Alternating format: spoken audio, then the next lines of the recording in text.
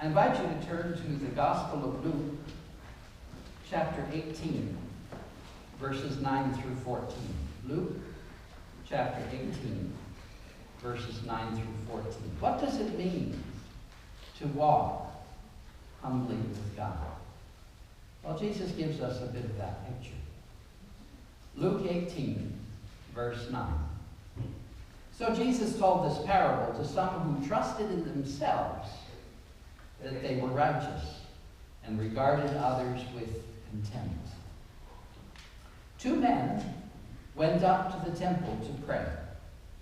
One a Pharisee and the other a tax collector. Now, tax collectors in ancient times had kind of a bad rap because not only did they collect taxes for Rome, which was seen by many as to be an illegitimate ruler over the Palestine area, but they also would collect tax beyond what the emperor required for their own payment and for their own benefit. So oftentimes they would collect far more than was appropriate to do.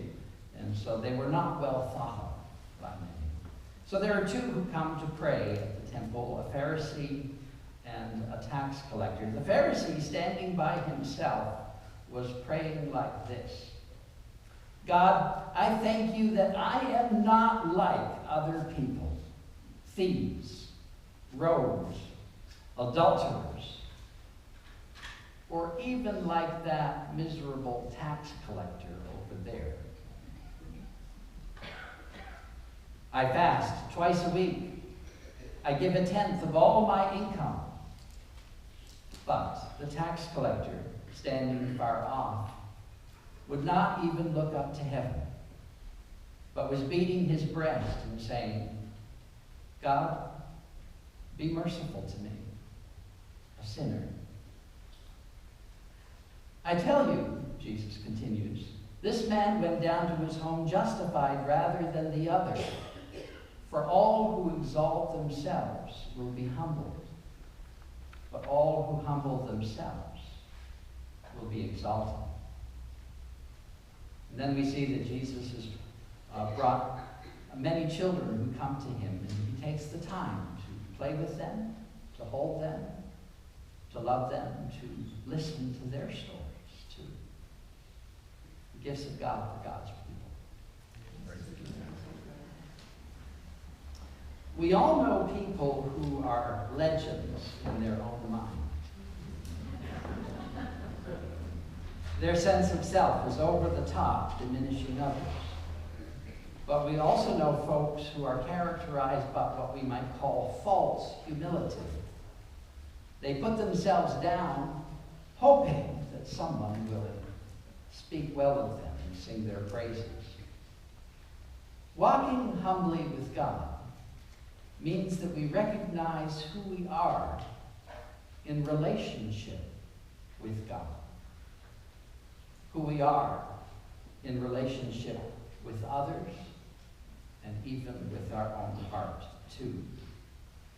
Humans created in God's image, loved, forgiven, redeemed, confident in the call God gives.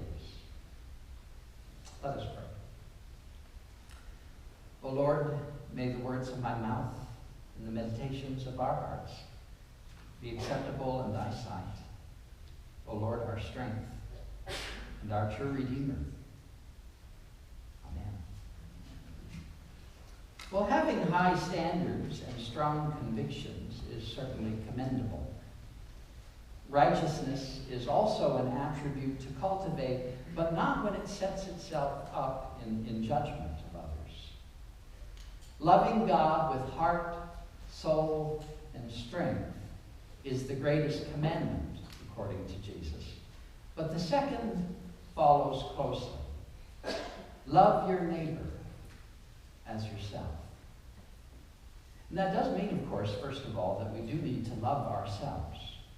There are legitimate needs that we have, and of course, God's grace flows through the heart of each of God's children. One of the examples that I often use to sort of illustrate this is if you are flying in an airplane, At the beginning, there's often a word from the flight attendant to tell us what to do in case of an emergency. They show where the exits are and that kind of thing. And they say that if one of the masks falls down, if there's an emergency and you need oxygen, put the mask on yourself first, even if you're with an infant or a child. Be sure to put the mask on for yourself, because if you pass out, you're of no good either to yourself or that child. And so it's important that you have oxygen to be able to advocate both for yourself and for the charge that you're responsible for.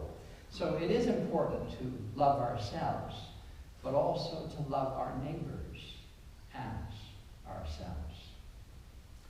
Righteousness without mercy may be strong and uncompromising in expectation, but it snaps like an oak tree in the midst of storm. Mercy allows the tree of righteousness to bend without breaking, giving elastic strength and durability in time of storm. Walking humbly with God doesn't mean and require us to achieve perfection, but to balance justice with mercy. To recognize who God is, that we are not God, but who we are in relationship with God, and who we are in relationship to one another.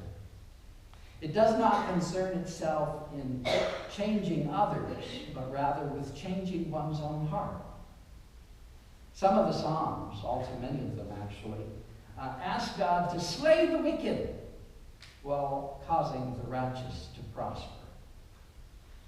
Walking humbly with God, however, changes the tone of our prayer to that of the one that David expresses in Psalm 139. Search me, O God, and know my heart, know my thoughts. Test me, see if there be any wicked way in me, and lead me in the way everlasting. I read an article this week about Gary Chapman's book, The 5 Languages of Love. Have any of you read that book? No? It's actually a book that has kind of found its way into the culture. People don't even realize that its ideas and concepts are necessarily from that particular book and resource. The 5 languages that Gary Chapman identifies are these: acts of kindness, words of affirmation, gifts, quality time, and physical touch. All of these are ways in which we express the feelings that we have for another. The article noted how broadly these ideas have come into our culture, but it also lamented the fact that instead of folks implying them as a way of learning how to better understand their spouse or their partner and how to love them in a more full way, they used it as a way of expressing their own wants, their own desires of how they want their partner to love them or care about them. It's like putting the cart before the horse, in a sense. Instead of seeking the way in which I can become a better lover, in the ways in which I express my affection, we seek to find ways that the other can change to meet my needs. My mother used to rephrase it this way. She says, "Methinks they have the accent on the wrong syllable." Have you ever heard the story about the gift that opened heaven's gate? The first gift was a drop of patriot's blood. He had made the ultimate sacrifice for the country that he loved, and yet the gate of heaven would not open on the basis of that alone. The second gift was a lover's sigh. Though he had learned the lessons of deepest love, the gate of heaven would not yield on the basis of that alone. The third gift was an old man's repentant tear. And it was prompted by the prayer of a small child offered at his deathbed that went something like this. Please, God, they say that Grandpa made a lot of trouble in his life and that he is sick because of it. Please forgive him and help him to trust Jesus so that he can take him home to be with you in heaven. While the tear remained on the old man's cheek, the gate of heaven opened wide to him. There are many things that we might do with our lives. Some of it may be quite impressive. But if we do not recognize and embrace our dependence upon God's grace, then the gate of heaven will not open. And so it was that Jesus told a parable in response to those who had convinced themselves that they were righteous and looked down on those that they were sure were not. So two people were in the temple to pray. One a Pharisee, one who had devoted his life to service of God, a pastor type, if you will, one who was seeking to fulfill all the laws of Moses that were given in Torah. The other, a tax collector, the scorn of many within that culture. And the Pharisee prayed like this: I thank you, God, that I'm not like others, thieves, adulterers, evildoers, troublemakers, or even like that miserable tax collector over there. I fast twice a week. I give a tenth of everything I make to God's work. But the tax collector stood at a distance, and without even looking up, he prayed, God, show mercy to me, a sinner. I tell you, continued Jesus, that this man went to his home justified and not the first. For those who exalt themselves will be brought low, and those who humble themselves will be lifted. So consider this. The Pharisee told the truth, revealing his attitude toward God and his attitude toward others. He was, in fact, truthfully, not like others. He fasted twice a week, which was once more than was required by Torah. He went and did 200% instead of 100%. And he tithed on all of his income, not just his take-home pay, but his gross income, plus his time, and everything that he brought in, and the produce from his garden. He tithed 10% to the God's work and gave it away. Just the sort of person, perhaps, we might want on the finance committee. But what was his attitude toward God? He was sort of a company man, one who dotted his I's and crossed his T's. He met the legalistic requirements of the law that were given in Torah, implying that God owes him for a job well done. And what about his attitude toward others? Well, clearly they don't measure up. Because they fall short, he separates himself from them. I'm not like that one over there, lest they infect him with their slothful ways.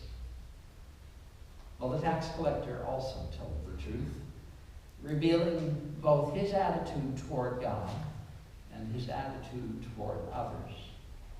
He was, truthfully, a sinner in desperate need of God's mercy and forgiveness.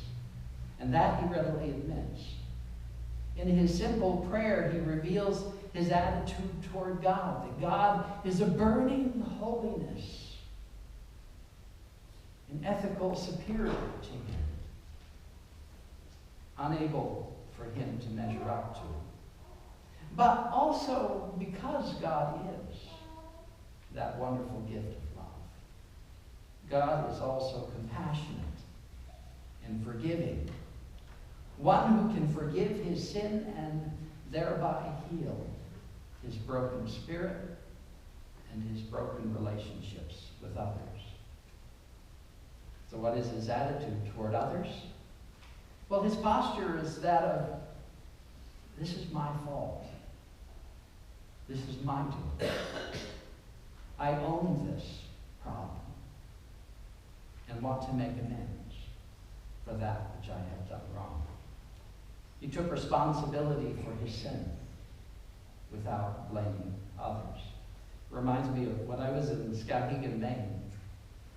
Each August, we had a diner at the time. It was sort of like a restaurant that we would open up at the Skowhegan Fairgrounds. And for 3 weeks, we were in the food service business. And about 80 volunteers from the congregation would help out to make that happen.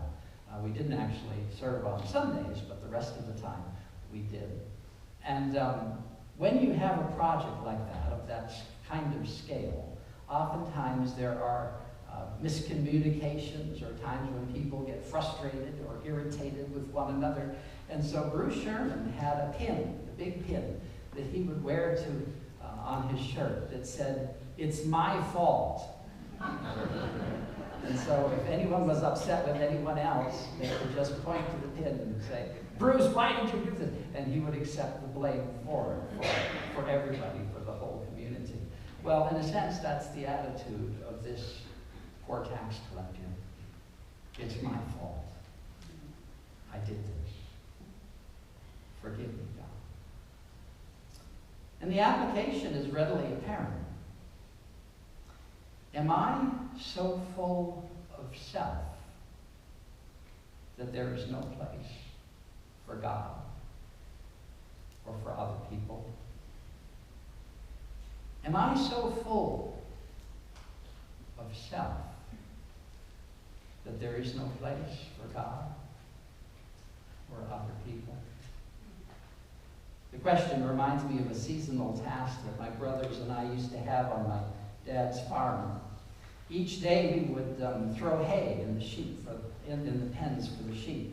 And they would eat some of it, and some of it they would use to lie on. So over time, the hay would be patted down, but it would also start building up, and there'd be layers upon layers upon layers upon layers. And whenever my dad would go out to the barn and see that the sheep were just about to bump their heads on the ceiling, he would call us together and say, "Tomorrow, I want this pen cleaned out, right to the bottom." And so we would go